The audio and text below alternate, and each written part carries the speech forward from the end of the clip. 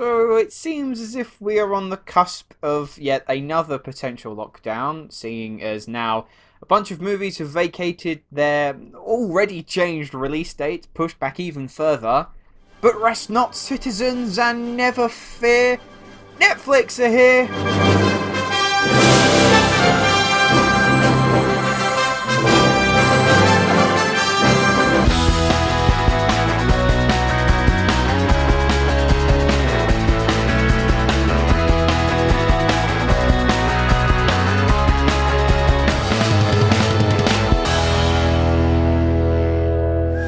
A week ago, I awoke Mother? to find that my mother was missing, and she did not return.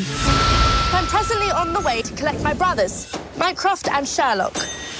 Yes, Sherlock Holmes. The famous detective, my genius brother, he will have all the answers. Enola. Where's your hat and your gloves? Well, I have a hat, just makes my head itch.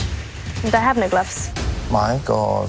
How's it going, guys? Welcome back to another episode of Luke's Reviews, and on today's episode I will be reviewing the brand new film that is currently available on Netflix that is taking the franchise of Sherlock Holmes, giving it a bit of a modern spin by focusing it from a different perspective, Enola Holmes. Millie Bobby Brown stars as the titular Holmes who lives a far different lifestyle than her two brothers, Mycroft and Sherlock.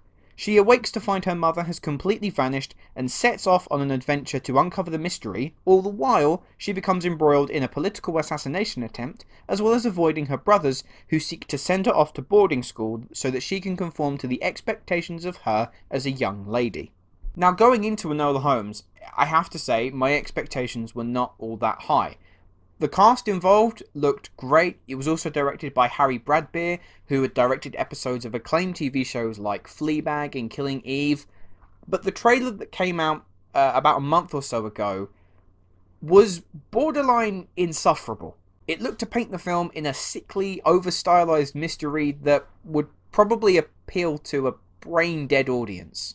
Thankfully, Enola Holmes is nothing like I feared it would be. The continuous fourth wall breaking and frenetic editing style are not irritating at all. In fact, it helps give the film a very charming and cheerful disposition. It's a very likeable movie, and a lot of that has to do with a really commanding central performance by Millie Bobby Brown.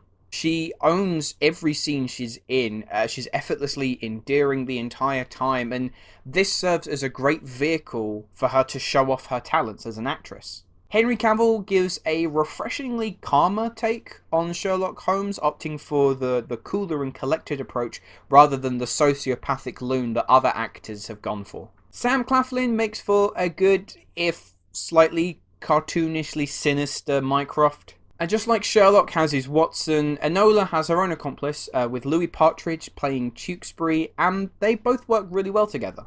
So all's good, yeah? Sadly not. It's a very likeable movie. For some. I can see a lot of people really enjoying this movie, particularly young girls, because of its pro-feminist, female empowerment, equality-driven message. And these are all messages that I 100% stand behind. However, the problem with Enola Holmes is that they are so dead set and focused on ensuring that these messages get across that the story and the central mystery eventually begins to suffer.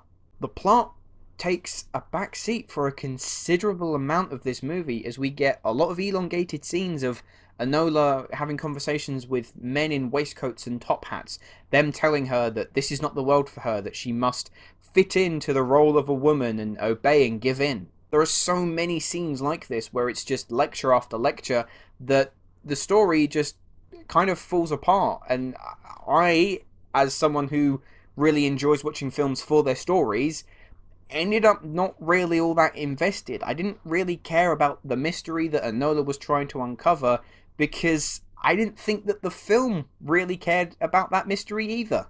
It's a fantastic message to get across in your film, but it's so severely heavy-handed, and as a result of all of this, that 123-minute runtime, I really felt ticked by. Enola Holmes is an example of a film that, whilst I can imagine it really connecting to some, it just did nothing for me. The performances and energetic direction help make it entertaining enough to not make it feel like a bad movie, but with its severely heavy-handed approach to drive its message home and unfortunately chucking the plot to the curb, I can't say that I'm going to be revisiting this again anytime soon. Overall, I'm going to give Enola Holmes a 4.5 out of 10.